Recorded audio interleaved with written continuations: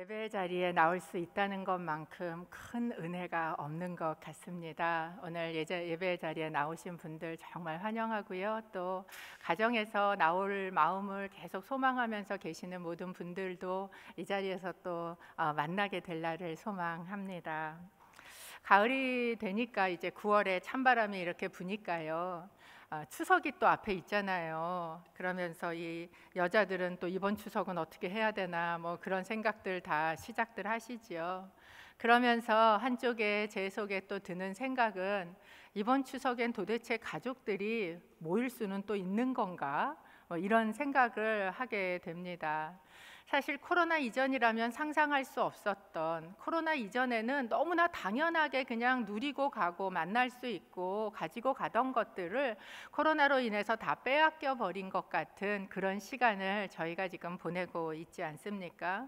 그러다 보니까 계속해서 이제 드는 생각이나 또는 입에서 나오는 말이 이 길고 긴 코로나의 터널이 언제나 끝나나, 이게 좀 언제나 끝나서 옛날같이 될 수 있을까? 그렇게 되면 좋겠어요. 이런 얘기를 이제 계속 저도 하게 되는 거죠. 지난 한 달 동안 저희는 선교사님들을 모시고 말씀을 들었습니다. 처음에는 인천 온누리교회를 이렇게 아름답게 하나님 지어주셨는데 여기에서 처음에 어떤 말씀이 선포되면 좋을까 그러다가 선교사님들 선교를 품고 시작했던 온누리교회니까 선교사님들 말씀을 좀 들어보자 이렇게 시작을 하게 됐었지요. 그런데 한 선교사님 오셔서 이렇게 앞에 이제 말씀을 전하시려고 쓰셨는데 제가 밑에 앉아서 선교사님 소개해드리고 이제 내려가서 앉았지 않습니까? 앉아서 이렇게 말씀을 들으려고 준비하는데 갑자기 제한테 하나님의 음성이 이렇게 쾅 하고 들리는 거예요. 뭐라 그러시냐 하면 너 부흥에 대해서 말씀을 선포해, 이렇게 말씀을 하셨어요. 근데 그 말씀을 딱 듣는데 제 속에서 저항이 드는 거예요. 예, 이게 아니고 저항이 드는데 뭐라 그러는 소리가 내 속에서 툭 올라오냐 하면 아니 모이기나 하면 좋겠어요. 부흥은 둘째치고 이런 생각이 이렇게 제 속에서 쓱 올라오는 거예요. 그러는데 그때 다시 하나님께서 제 속에 확 주셨던 마음이 지금이 뭐 해야 될 때인 줄 알아? 부흥을 준비해야 될 때야. 그러니까 너는 부흥에 대해서 말씀을 해. 제가 사실 올해 하반기까지 전할 말씀 스케줄을 우리 집사님하고 다 이야기하면서 짜놨었거든요. 근데 한 번씩 이럴 때마다 이제 이걸 다 뒤집어 엎어야 되는 어려움이 저한테 있는데, 근데 제가 그 말씀을 듣고 그날 선교사님이 말씀을 선포하시는데, 근데 선교사님이 동일한 말씀을 주신 거예요. 뭐라고 이야기를 하셨냐 하면 하나님께서 일하시는 방법이 있다는 거예요. 하나님이 역사하시는 방법이 있다는 거예요. 성령의 역사의 방법이 있는데 그 방법이 뭐냐면 어떤 곳에 기존에 아주 견고하게 있던 그 시스템들을 다 뒤흔드시는 시간을 주신대요. 그게 아랍이 되었던, 그게 이집트가 되었던, 시리아가 되었던, 어떤 곳이 되었던 너무나 견고하게 있었던 시스템을 막 흔드셔서 모든 게 막 혼란스럽고 혼돈스럽고 다 무너지는 거 아니야? 이런 생각이 들도록 다 깨서 흔드신 다음에 다 툭툭 털으신 다음에 그 다음에 하나님이 부흥을 부으신다. 이 말씀을 마치 제가 앞에서 하나님한테 이렇게 이게 이 상황에? 라고 이야기했던 것에 답을 주시는 것처럼 그렇게 이야기를 하시는 걸 들었습니다. 지금 저희는 코로나로 저희가 그동안 굉장히 견고하게 쌓아왔던 그리고 그거대로 움직이던 시스템이요 다 무너지고 흔들리는 것을 경험합니다. 그렇다면 이렇게 모든 게 다 흔들리고 다 무너지는 것 같은 이때에는 하나님께서 외치시는 소리가 있다는 거예요. 무슨 소리를 외치시는가? 이 시간에 너는 부흥을 준비하라는 거예요. 부흥을 준비하기 위해서 너희가 해야 되는 것은 무엇인가? 리셋. 너의 삶을 다시 세팅하라는 거예요. 왜? 기존에 있던 거 안에서 되지 않는다. 다 흔들어서 다 부셔버리고 마치 그 기존에 있던 그 포도주 그 백을 다 터트려 버리고 새 포도주가 새 와인을 닮을 수 있는 것처럼 이제 새롭게 너희는 리셋해라 라는 말씀을 그날 주셨습니다. 그리고 나서 제가 다시 그 몇 주 동안 앉아서 그렇다면 하나님의 나라 안에, 말씀 안에, 성경 안에 일어나고 있는 부흥의 사건들 가운데는 어떤 것들이 있었을까를 찾기 시작을 했어요. 이렇게 쭉 찾아보는데 거기에서도 제가 놀랍도록 동일하게 본 것은 무엇이냐면, 영적인 부흥의 사건이 일어나기 직전에 하나님께서는 반드시 그 모든 것을 다 허물어버리는 것 같은 고통의 시간을 허락하시더라라는 거예요. 혼란과 우리가 흔히 고난이라고 이야기하는 그 시간들을 하나님께서 주시는데, 그 시간이 지나면서 그 다음에 하나님께서는 반드시 영적인 부흥의 사건을 우리 가운데 준비하시는구나. 그렇다면 그 시간에 우리가 해야 되는 것, 그것은 하나님이 준비하고 계시는 그 부흥을 담을 수 있는 그릇을, 그 부흥을 준비하는 것이 우리 가운데 필요하지 않겠는가. 그래서 이번 한 달 동안 여러분하고 나누고자 하는 말씀이 지금은 부흥을 준비할 때라는 제목입니다. 동의하시지요?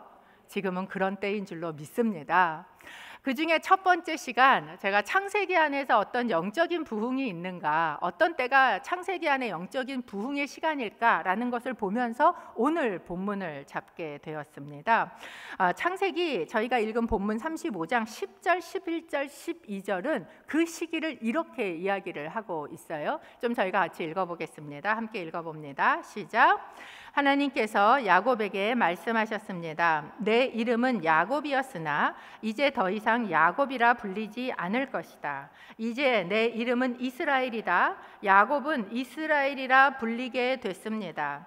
하나님께서 그에게 말씀하셨습니다. 나는 전능한 하나님이다. 너는 자식을 많이 낳고 번성하여라. 한 민족과 여러 민족들이 내게서 나올 것이며 왕들이 내 몸에서 나올 것이다. 내가 아브라함과 이삭에게 준 땅을 내게 주고 또한 내 자손에게 이 땅을 주겠다. 아멘. 하나님의 축복이 마구마구 선포되어지고 이루어지는 것을 보여주는 부흥의 모습입니다. 제가 이 본문을 읽으면서 한 가지 의문이 들었어요.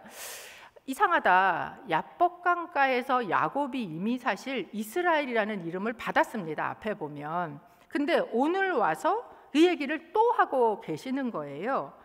그 이야기는 뭐냐 하면, 이미 야복강가에서 하나님께서 야곱의 이름을 이스라엘로 바꿔주셨어요. 그런데 나만 알지 아무도 몰라. 아무도 나를 이스라엘로 보지 않아요. 왜? 하나님을 이긴 자답지 않은 거예요. 그 삶에 그런 게 나타나지 않아요.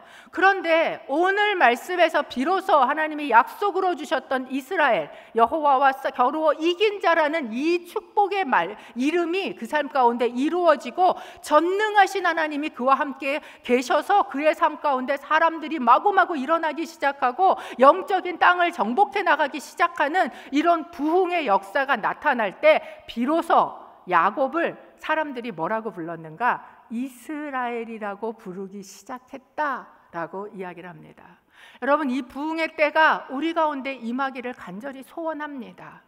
우리는요, 이런 말씀 받았어요. 너는 왕 같은 제사장이고 너는 거룩한 나라고, 뭐 이런 말씀 우리가 받았잖아요. 나만 알아.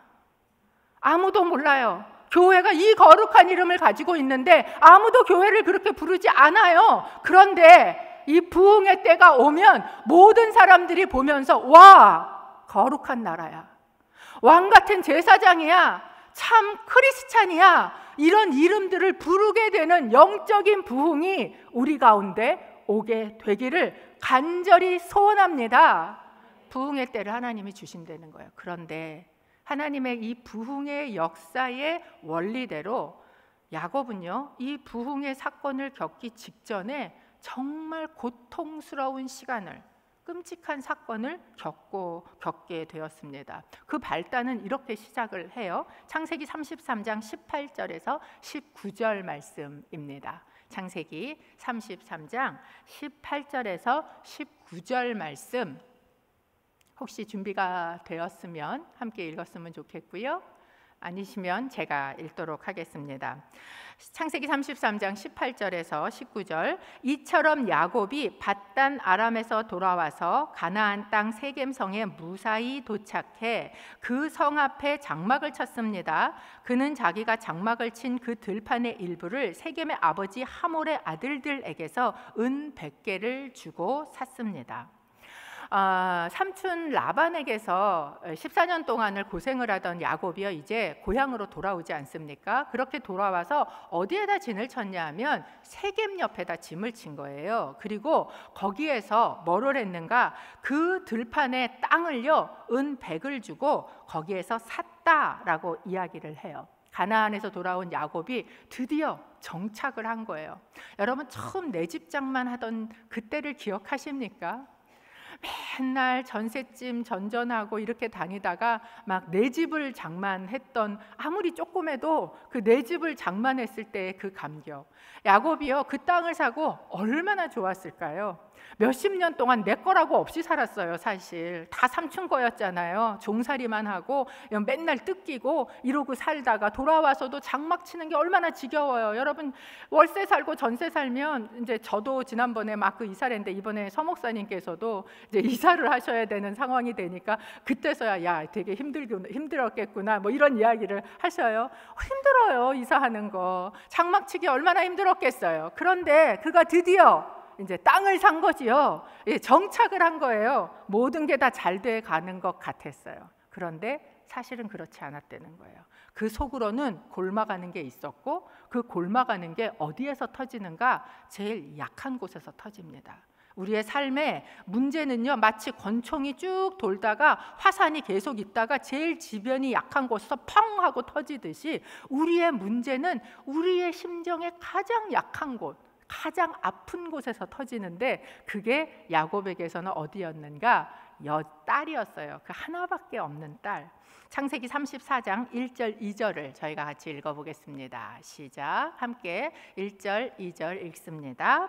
레아와 야곱 사이에서 태어난 딸 디나가 그 땅 여자들을 보러 나갔습니다. 그런데 히윗 사람 하몰의 아들이자 그 지역의 추장인 세겜이 그녀를 보고 데려다가 그녀를 강제로 범하고 더럽혔습니다. 문제는 내가 제일 아파할 곳에서 터진다. 야곱에겐 12명의 아들이 있었는데 딸은 단 하나밖에 없었어요. 고명딸 디나였습니다. 그런데 그 디나가요, 지금 세겜성에 보러 나갔다가 그곳에서 성폭행을 당하는 그런 사건이 그의 삶에 벌어진 것입니다. 근데 여기 보면 디나가 그 땅 여자들을 보러 나갔다라고 이야기를 하고 있는데, 여러분 영어 성경을 한번 보시면요, 거기는 디나가 그냥 look around 하러 나간 게 아니고 visit 이라는 단어를 써요. 방문하러 갔다는 거예요. 그 이야기는 무엇입니까? 그곳에 자리를 잡기 시작하면서 디나가요, 그곳에 있는 여자애들을 사귀기 시작한 거예요. 걔네들하고 사귀면서 누군가 친구를 또 소개받고 또 소개받고, 야, 우리 집에서 오늘 파자마 파티 할 건데, 우리 집에서 오늘 생일 잔치 할 건데 너 올래? 이렇게 모임을 하기 시작을 했고, 그 모임에 그 친구를 방문하러 그 집에 갔다가 이 일이 생겼다라는 것을 저희에게 보여주고 있는 거죠. 그런데 이 끔찍하게 자기 딸이 성폭행을 당한 이 사건에 그래도 불행 중 다행인지 내 딸을 범했던 그 세겜이라는 성주의 아들이요, 나름 진심이었던 것 같아요. 그러니까 뭐라고 이야기합니까? 한 번으로 그냥 이러고 치우는 게 아니라 내가 당신 딸하고 결혼을 하겠습니다 라고 이야기를 합니다. 그러면서 이렇게 이야기를 해요. 34장 10절입니다. 34장 10절. 세겜이 와서 하는 이야기입니다. 그리고 우리와 함께 삽시다. 땅이 여러분 앞에 있으니 여기서 사십시오. 여기에서 마음대로 다니면서 땅도 얻으십시오 라고 이야기를 합니다. 여러분, 이제 결혼해서 이곳에서 살면 이게 이제 사돈지간이 되니까 이 세겜에 있는 땅들이 괜찮지 않겠습니까? 여러분의 것이 되지 않겠습니까? 라고 얘기를 하면서 결혼을 하자고 이야기를 하고 있는 거예요. 야곱의 생각에 어쩌면 더 좋은 기회일 수도 있겠네 라는 생각이 들 수도 있었다라는 거예요. 땅도 얻을 수 있다고? 내가 은 100이나 들여서 그 땅을 조금 샀는데 땅도 얘네가 주겠다고? 이런 생각이 그 안에 들어갈 수 있어요. 그렇다면 뭐가 문제입니까? 결혼시키면 안 됩니까? 여러분, 이스라엘이 가나안 땅에 들어왔을 때 가나안 땅은요, 강력한 우상 숭배를 하던 땅이었습니다. 특별히 세겜이라는 땅은 지난번에 저희가 이제 사사기를 이렇게 지나오는데 그 기드온의 아들 아비멜렉의 이야기에서 등장하듯이 아주 견고한 바알의 우상이 그곳에 자리 잡고 있었고, 바알브릿이라는 신전을 거기에 크다랗게 세워놓을 만큼 바알 우상 숭배가 아주 뿌리 깊게 박혀 있던 곳이 이 세겜이라는 곳이었어요. 그렇기 때문에 아브라함도 그렇고 이삭도 그렇고 그의 할아버지도 그의 아버지도 이스라엘이 가나안 땅에 들어와서 가나안 여자들과 결혼하지 않았습니다. 그것을 금했어요. 그리고 가서 자기의 동족 중에서 결혼을 하도록 했다라는 것입니다. 왜 그러냐 하면 이 결혼이라는 것, 이것을 통해서 그들의 신앙은 혼합이 일어나기 시작하고 타협을 하기 시작하고, 그러면 그 신앙이 왜곡이 되기 때문에 그것은 하나님께서 막으신 일이었다라는 것이에요. 그런데 야곱이 지금 이 사건이 일어나서 결혼합시다, 땅도 얻을 수 있습니다 라고 이야기하는데요, 야곱이 어떻게 하냐면 입을 꼭 다물고 아무 말을 하지 않아요. 여기에서 뭔가 단호한 조치를 야곱이 취했어야 합니다. 지금 뭔 소리를 하고 있어? 라는 것으로 취했어야 하는 이 야곱이 입을 다물고 가만히 있어요. 우리가 야곱의 기질을 알지 않습니까? 이 야곱의 기질은요, 전형적으로 뭐 하는 사람이에요? 계산하는 사람이라 그랬어요. 아마도 이 순간에도 여전히 이 야곱의 머리는 계산으로 돌아가고 있고요, 쳐다보면 눈이 계속 이렇게 움직이고 있었을 거예요. 계산하느라고 뭐가 더 이득이지? 이거를 열심히 계산하고 있는 모습이 바로 야곱의 모습이었을 것입니다. 그래서 야곱이 여기에서 뭔가를 했더라면 이것으로만 끝났을 문제가요, 더 큰 문제로 발전합니다. 그 아들들이 세겜에 가서 무엇합니까? 하나님의 이름으로 거짓 계약을 맺어요. 그래, 결혼하자. 그 대신 우리는 할례 받아야 되니까 니네 남자들 다 할례 받아. 그리고 세겜에 있는 남자들이 다 할례를 받고 아파서 끙끙 누워 있는데 몽땅 쳐들어가서 거기에 있는 남자들을 다 죽입니다. 만약에 자기 여동생의 명예를 회복하는 복수만 하길 원했다면 세겜만 죽이면 돼요. 그런데 그 성에 있는 남자들을 모조리 몰살을 시킵니다. 그뿐입니까? 여자들과 아이들까지 모든 걸 다 약탈해서 오는, 딸은 성폭행을 당한 어려움을 겪은 걸로만 끝나는 것이 아니라 아들들까지도 다 사기꾼이요, 살인자요, 약탈자가 되게 만든 그런 상황이 지금 되었다는 거예요. 이렇게 되고 나니까 야곱이 드디어 입을 엽니다. 그런데 야곱이 처음 입을 열어서 하는 말이 무엇인 줄 아십니까? 창세기 34장 30절 말씀입니다. 창세기 34장 30절 말씀. 여러분이 성경책을 가지고 계시면 한번 펴보시면 좋겠고요. 한 번씩 이런 일이 있을 때마다 내가 성경책을 가지고 다녀야 되겠구나, 이런 생각이 여러분 안에 드시기를 바랍니다. 창세기 34장 30절 말씀, 성경이 있으신 분은 펼치셔서 같이 한번 읽기를 원합니다. 시작. 야곱이 시므온과 레위에게 말했습니다. 너희가 나를 곤란하게 만들었구나. 이 땅에 사는 사람들 곧 가나안 족속과 브리스 족속들이 나를 사귈 수 없는 추한 사람이라고 여길 것이다. 나는 수도 얼마 되지 않는데 만약 그들이 뭉쳐서 나를 공격하면 나와 내 집이 망하게 될 것이다. 야곱이 이 사건을 만나고 나서 처음 터져나오는 말은 뭐냐면 망하게 됐다, 이거예요. 그런데 이 망하게 된 원인이 누구 때문에? 너희 때문에. 탓을 하고 있는 이 모습을 보게 됩니다. 그런데 여러분, 지금 이 망하게 된 이 사건이 과연 이 자식들의 문제였을까요? 만약에 처음에 디나가 그 이방 사람들하고의 그 사귐으로 나아갈 때 그 딸에게 영적 가이드를 잘 줄 수 있었다면, 처음에 이 사건이 생기고 들어왔을 때 아버지로서 벌떡 일어나서 이 문제를 직면하고 이것을 분별해서 해결할 방법을 이야기하면서 가족들 안에 이 목소리를 낼 수 있었다면 아마 문제는 이렇게 커지지 않았을 것이다 라는 거예요. 어쩌면 야곱 아내는 우리 딸이 잘 사는 애랑 사귀네. 그래도 지위 있는 사람이랑 사귀는데 좀 뭔가 도움이 되지 않겠어? 제가 저렇게 가다가 조금 잘 나가는 그룹 안에 들어가지 않겠어? 이런 생각이 들어서 놔뒀을지 모르겠습니다. 여러분, 이 이스라엘이요, 입으로는 엘로헤 이스라엘, 이스라엘의 하나님이라고 신앙을 말하는 것 같지만, 그러나 자기 삶에서는 아무런 영적인 가이드를 자녀들에게 주지 못할 때 그 부모는요, 영적인 권위를 가질 수가 없습니다. 그리고 그의 말에는요, 아무 능력이 없어요. 그러니까 이렇게 이야기하는데 자식들이 어떻게 합니까? 대들지요. 아버지 말에 아무런 영적인 권위가 없으니까 대드는 거예요. 아니, 그러면 그렇게 우리 딸을 함부로 대하게, 우리 집안 여자를 이렇게 욕보이게 내버려 두는 게 괜찮습니까? 아버지는 그게 그렇게 괜찮아서 입 다물고 계셨습니까? 이렇게 아들들이 대들게 되어진다라는 거예요.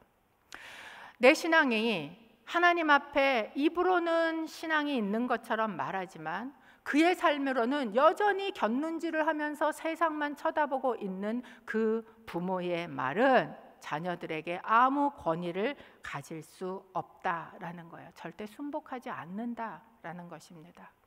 이런 자녀들이 아들도 딸도 다 망쳐버린 것 같은 그런 정말 고통스러운 일을 이 야곱이 겪게 되었다는 거죠. 예전에 저희 아들이 굉장히 어려운 시간을 겪을 때 제가 이런 이야기를 한 적이 있어요. 제 남편이 되게 한동안 힘들게 이제 제 속을 썩일 때는 그래도 위장은 멀쩡했거든요. 그런데 아들이 막 어려운 일을 겪고 나니까요, 그때 제 위가 싹 다 상하더라고요. 그래서 위가 다 막 헐고 상하고, 그러면서 제가 알았어요. 이 애가 끓는다라고 이야기하는 것, 이 자식 문제일 때에는 우리 속이 이렇게 다 진짜 상하는구나. 이 고통, 야곱이 이 고통 가운데 들어간 다 망한 것 같은 이 시간. 그러나 여러분, 이 망한 것 같은 사건도 하나님 앞으로 가져갈 때에는 부흥의 사건이 되는 줄로 믿습니다. 하나님 앞에 드디어 그가 이 문제를 가지고 나아간 거지요. 그랬더니 하나님께서 비로소 음성을 들려주십니다. 오늘 읽은 35장 1절 말씀입니다. 35장 1절 말씀 함께 읽어보겠습니다. 시작. 하나님께서 야곱에게 말씀하셨습니다. 일어나 베델로 올라가서 거기에 머물러라. 그리고 거기에서 내가 내 형 에서로부터 도망칠 때 내게 나타나셨던 하나님께 제단을 쌓아라. 하나님께서 명령하십니다. 일어나라. 그리고 베델로 올라가라. 그리고 베델에 머물러라. 네가 볼 때 세겜이 그렇게 좋아 보이냐? 그곳에서 그 사람들한테 잘 보이면 땅을 더 싸게 잘 얻을 것 같으냐? 아니라는 거예요. 네가 베델로 올라가서 거기 머물러라 라고 명령하셔요. 이제서야 야곱한테 하나님의 음성이 들립니다. 내가 뭐를 어떻게 해야 될지 모를 때, 내가 뭘 어떻게 해야 될 방도가 없을 때, 모든 것이 다 끝난 것 같을 때, 그때에서야 야곱은 하나님 앞에 엎드렸고 하나님의 음성이 들리게 되었다라는 것입니다. 저는 여러분에게 축복하기는 끝까지 가지 마시기를 바랍니다. 그런데 또 보면 끝까지 가야 하나님 앞에 엎드리더라고요. 야곱의 그런 모습을 저희가 보게 되지요. 그리고 하나님께서 말씀하셔요. 베델로 올라가라. 왜 베델일까요? 왜 하나님께서는 세겜은 아니고 베델이라고 이야기하실까요? 야곱에게 베델은 어떤 곳이었을까요? 베델은요, 야곱이 그 형 에서를 피해 아무것도 없이 도망치던 들판이었습니다. 그가 가진 것이라고는 그 길거리에 놓여있던 돌베개 하나밖에 없던 곳. 그러나 그에게 있던 것은 무엇이에요? 하나님이었어요. 아무것도 없는데 하나님만 있는 곳. 아무것도 없고 모든 게 막막하지만 하나님이 함께 계시다는 것을 보여주셨던 그곳. 그곳이 베델이라는 것이죠. 내 신앙에 아무것도 없이 하나님만 존재하시는 것 같은 내 신앙을 시작했던 그곳, 그곳으로 다시 뭐 하라는 거예요? 리셋해라. 라고 말씀하고 계시는 거예요. 근데 그 베델을 내가 너를 처음 만났던 곳 이렇게 설명하시지 않고요, 뭐라고 설명하고 계시냐면 네가 네 형 에서로부터 도망칠 때, 이걸 설명하고 계세요. 굳이 이거를 왜 설명하고 계실까요? 그때의 절박함을 기억하려는 거예요. 야곱은요, 그 형 에서를 피해 도망칠 때 죽는 게 너무 두려웠어요. 숨이 목에 차도록 도망치다 더 이상 움직일 수 없는 그곳에 가서 누웠던 곳이 바로 베델이었다라는 거예요. 그곳은 그렇게 절박했습니다. 아무것도 없는 것 같아 너무 두려웠지만 그곳에 하나님의 계심을 보여주셨기에 하나님께서 나로 살게 하신다면, 하나님께서 나로 무사히 돌아오게 하신다면 하나님, 내가 하나님을 섬기겠습니다 라고 하나님을 절박한 가운데 만났던 내 신앙의 처음 그 장소, 절박했던 그 장소로 너는 다시 리셋해라 라고 말씀하고 계신다라는 거예요. 그때는 하나님만이 소망이라고 말할 만큼 절박했어요. 여러분, 그러시던 때가 있지 않으셨어요? 그렇게 절박하게 하나님만 찾을 때가 있었어요. 이것만 고쳐주시면, 이것만 해결해 주시면, 내 삶을 살게만 해주시면 하나님밖에는 나는 하나님 외엔 살 길이 없어요, 이렇게 얘기하던 그 시절이 있었는데, 이제 땅도 좀 사고 거기에 집도 좀 짓고 이제 좀 정착도 하고 사람들하고 인맥도 좀 생기고 이렇게 되니까 이제 그 절박함을 잃어버렸다라는 거예요. 그 절박함이 잃어버렸을 때 우리의 영적인 문제가 터지게 된다. 어디로? 가장 약한 곳, 우리의 자녀에게로 터지게 된다라는 것을 보여주고 있는 겁니다. 이 시간 여러분에게 질문합니다. 여러분은 하나님 앞에 지금 얼만큼 절박하십니까? 하나님만이 정말 소망이고 살 길이라는 이 절박한 고백이 요새 여러분 가운데 계십니까?